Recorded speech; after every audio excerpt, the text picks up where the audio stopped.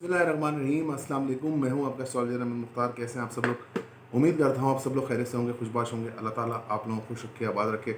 इस दुआ के साथ जी आज की वीडियो करते हैं आगाज़। आज की video March and Pakistan. Pakistan में मार्च के हालात किस तरह के रहेंगे, मार्च क्या लेकर आ रहा है, तो उसको ज़रा एस्ट्रोलॉजिकल एनालिसिस करते हैं।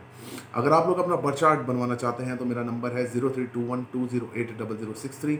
ये नंबर आपको मुझ तक ले आएगा विद पेड कंसल्टेंसी। मुस्तनद और म्यारी नगीने यानी जेमस्टोन हासिल करना चाहते हैं, पूरी दुनिया में पहुंचाने की सहूलत मौजूद है। तो आपका टाइम ज़्यादा ज़ाया नहीं करते, वेस्टर ऑफ टाइम नहीं करते हैं, आप लोगों को बताते हैं कि पाकिस्तान और मार्च किस तरीके से रहेगा। एज आई स्पीक मैंने जब अपनी फरवरी की वीडियो अपलोड की थी तो उसमें आप लोगों को बताया था कि फ़ौज का किरदार पाकिस्तान के जायचे में पड़ेगा। अब आप लोग जो अभी आप लोगों के सामने जो सिनेरियो है, सबसे पहले मैं आपको स्टार कंडीशन के बारे में बताऊं कि इस वक्त जो है एरीज एसेंडेंट का जायचा है और एरीज एसेंडेंट का जायचा है काल सर्प दोष में लगा हुआ है। काल सर्प दोष का मतलब एक ही मतलब होता है कि आप कर्जे से कभी बाहर नहीं निकल सकेंगे। कर्जा आप लोगों के ऊपर होगा, state with in the state भी बनती है इसके अंदर। अच्छा जनाब, दूसरी बात यहाँ पर यह है कि पाकिस्तान के जायचे में इस वक्त जो स्टार कंडीशन है, सैटर्न मार्स मून जुपिटर का कॉम्बिनेशन। अब सैटर्न मार्स मून जुपिटर का कॉम्बिनेशन यानी सैटर्न एक्यूरियस में आया, उसने मार्स को एक्टिव कर दिया।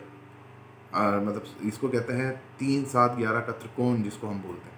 तो मार्स और मून को एक्टिव कर दिया, मतलब एनर्जी जो जिसको बोलते हैं ना, जो प्रोग्रेस का जो प्लैनेट होता है वो हमेशा एनर्जी जो है वो अपने ऊपर लेता है, और जो ट्रांजिट का प्लैनेट होता है वो एनर्जी अपने एनर्जी जो है वो थ्रो करता है, मतलब एनर्जी जो है वो गिव करता है। तो अब ट्रांजिट के प्लैनेट ने, सैटर्न ने मार्स और मून, फौज और अवाम को एक्टिव कर दिया। साथ में जुपिटर फॉल का यानी कि ग्रोथ और विजडम उसको भी एक्टिव कर दिया।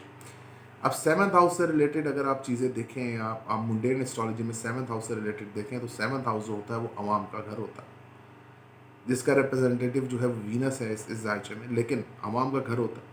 और अवाम के घर को एक्टिव किया है तो साथ में एनर्जी जो सैटर्न है वो अपनी ट्रांसफ़र कर रहा है, और इसी कॉम्बिनेशन में अभी सन भी बैठा है, और थोड़े दिन के बाद इसमें मरकरी भी आ जाएगा, यानी मरकरी ट्रांजिट करके एक्यूरियस में आ जाएगा और कंबस्ट हो जाएगा। तो यहाँ पर मैं आपको बताऊं कि 13 मार्च के बाद से फ़ौज का किरदार बहुत बढ़ने वाला है आपके मुल्क में, यानी हमारे मुल्क में। और जितनी भी ये सब चीज़ें चल रही हैं, ये एकदम से एक ही डंडे के साथ ये सारा मामला जो है सॉल्व हो जाएगा। जितने लोग भी बोल रहे हैं, जो कुछ भी हो रहा है, ये सारा मामला जो है एक ही डंडे से सॉल्व हो जाएगा। एकदम आपको सुकून नज़र आएगा। सही है कि मुल्क में अंदर सियासी इस्तेकाम आ गया है, जो कुछ भी आ गया, या आप इसको देख सकते हैं मार्स मून सैटर्न एक्टिव किया हुआ है, तो मार्स इसके ऊपर से गुजरेगा 13 मार्च से, फिर 45 दिन ये यहीं पे है। मार्स मार्स कंजंक्ट करेंगे, अब मून इसी कॉम्बिनेशन में, फिर आगे आप इसी कॉम्बिनेशन के अंदर फिर मून भी आता रहेगा, मतलब ट्रांजिट का मून भी आएगा, वो घूमता रहेगा। मरकरी तो यहाँ से निकल जाएगा 28 दिन के बाद, और प्लैनेट्स भी जैसे वीनस है, इस वीनस है, फिर आगे जाके वीनस भी इसी कॉम्बिनेशन में बैठेगी। तो ये एक एक ऐसा एक ऐसी डायनेमिक सिचुएशन बनेगी पाकिस्तान के जायचे में, जो कि इंटरवेंशन पे मजबूर करेगी। और वो इंटरवेंशन जो है, देखें मार्स और मून इकट्ठे हैं। आप अगर कुछ भी यहाँ पर बोलें, मतलब कुछ भी बोलें, आप अभी बहुत सारे प्रोग्राम सुन रहे होंगे एंटी स्टैब्लिशमेंट और ये वो, लेकिन जो आवाम के दिल में जो फौज का जो एक एक वो है ना, जिसको बोलते हैं एक रुतबा बोल लें, या आप जो कुछ भी बोल लें, या एक दिल में एक इंसान की मोहब्बत होती है, या इंसान की कंसर्न होती है, वो चीज़ यहाँ मौजूद है और वो हमेशा रहेगी पाकिस्तान के चार्ट में। तो अगर कोई ये सोचता है कि हम एंटी स्टैब्लिशमेंट करके हम कुछ कर लेंगे, तो वो वो कामयाबी नहीं है, यहाँ पे कभी भी नहीं है। सन भी पाकिस्तान का बहुत वीक है, सैटर्न वीनस धन योग यहाँ पर है, लेकिन वो फ़ायदेमंद नहीं है। वीनस यहाँ पे हरूब है, तो इसलिए ये धन योग का भी इतना कोई फ़ायदा पाकिस्तान को नहीं मिलता।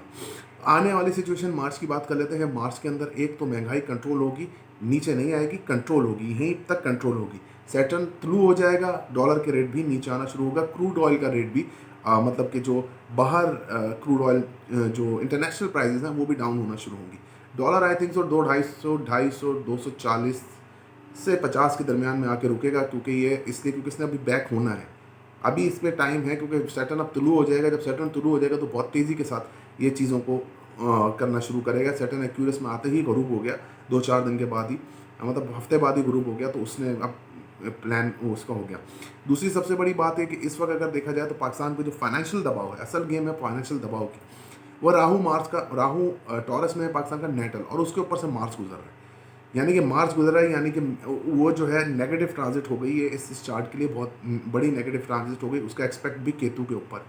तो फाइनेंस तो बिला वजह के खर्चे, बिला वजह की चीज़ें ये आम लोगों के साथ हो रहा है। महंगाई भी बहुत अपने सर वो है, लेकिन इस महंगाई में ब्रेक ज़रूर लगेगा। ब्रेक का मतलब एक चीज़, अब जितनी आपने चीज़ें देख रही ना ये बढ़ गई, आगे 10 दिन के बाद आप देखिए कि ये चीज़ें यहीं पे स्टे करेंगी। मतलब ये नहीं है कि अगर आपने आज एक चीज़ 1000 की ली है तो कल वो 1500 की हो जाएगी। 200 वाली चीज़ या 300 वाली चीज़ ज़रूर 1000 की हुई है, ये मैं मानता हूँ, लेकिन वो फिर आपको 1000 में ही मिलनी है, वो फिर आपको उसमें नहीं मिलनी। अच्छा, मार्च में एक और चीज़ भी यहाँ पे होगी, मैं आपको बताऊँ। मार्च में एक और चीज़ यहाँ पे भी होगी, और यहाँ पे मैं थोड़ा सा जिक्र करता चलूँ। अभी फ़िलहाल जब मरकरी इस कॉम्बिनेशन में आके बैठेगा, तो हुकूमत के लिए ये मार्च जो है, मतलब हुकूमत के लिए ये शाबाश गवर्नमेंट के लिए निहायत मुश्किल मंथ होगा। जैसे ही मरकरी ट्रांजिट करके इस कॉम्बिनेशन में आ जाएगा, अभी मरकरी और मार्स का त्रिकोण है, तो चीज़ें जो है थोड़ी चल रही हैं। लेकिन जैसे ही मरकरी ट्रांजिट करेगा, सन सैटर्न के साथ बैठेगा मार्स मून, तो ये 28 दिन निहायत मुश्किल होंगे। उथल पुथल होगी, सियासी तौर पे उखाड़ पिछाड़ होगी। 13 मार्च के बाद से फिर मैंने आपको बताया कि चीज़ें आहिस्ता आहिस्ता स्टेबल होना शुरू हो जाएंगी। जहाँ पर एक और चीज़ है कि मीडिया जो है मार्स मरकरी के त्रिकोण में है, मीडिया बहुत एग्रेसिव है। इस टाइम पे इमरान खान साहब ने जेल भरो तहरीक भी शुरू की है मार्स और मरकरी के त्रिकोण में। तो ये चीज़ है कि हाँ, ये तहरीक एग्रेशन में ज़रूर बदल सकती है। अगर आप ये बोलते हैं कि ये चीज़ एग्रेशन में ज़रूर बदल सकती है, उसमें कोई मिसहैप भी इस तहरीक के अंदर हो सकता है। तो ये इमरान खान साहब को बहुत अच्छा सोचना चाहिए। वो इमरान खान साहब का पॉलिटिकल फ्यूचर अभी नहीं है। अगर कोई, मैं तो भाई पिछले साल अप्रैल से बोल रहा हूँ कि इमरान खान साहब का पॉलिटिकल फ्यूचर नहीं है, अभी नहीं है, टाइम लगेगा, क्योंकि इस साल ना कोई इलेक्शन है ना कुछ। और अगर आप लोग फिर इस पर काउंटर ये करेंगे कि 9 अप्रैल की जो डेट है, वो फिर अप्रैल में उस पर बात करेंगे, वो 9 अप्रैल अभी बहुत दूर है। इतनी दूर है कि मैं आपको क्या बताऊँ, यहाँ मार्च ने कॉम्बिनेशन में आना है। यार देखो, आप लोग देखो कि सबसे बड़ी बात यहाँ पर ये है कि मैं 3 चीज़ों में इसको एलिब्रेट कर देता हूँ इस वीडियो को, कि फौज का किरदार बढ़ेगा, फौज के हाथ में कमान आ सकती है, बूटों की आवाज़ आ रही है एस्ट्रोलॉजिकली।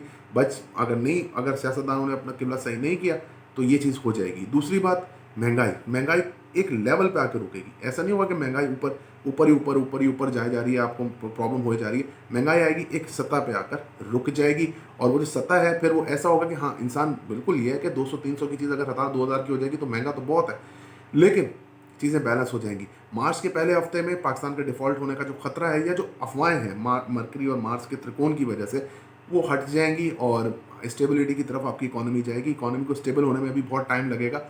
ये नहीं है कि एकदम से आपके पास डॉलर्स आना शुरू हो जाएंगे और चीज़ें नहीं, लेकिन जो मुश्किल वक्त है इकोनॉमी का, वो अब गुजर रहा है मार्स की ट्रांजिट के साथ ही। आपने देखा कि जैसे ही मार्स जो है जुलाई में या अगस्त में टॉरस में आया, तब से ये चीज़ें शुरू हो गई, और अब ये आहिस्ता आहिस्ता करके ये चीज़ें बेहतर होना शुरू हो जाएंगी। लेकिन अभी जो फ़िज़ा में जो आसूदगी है, वो 28 फ़रवरी को जाके ख़त्म होगी, इसलिए मैंने यहाँ पे वो बताया।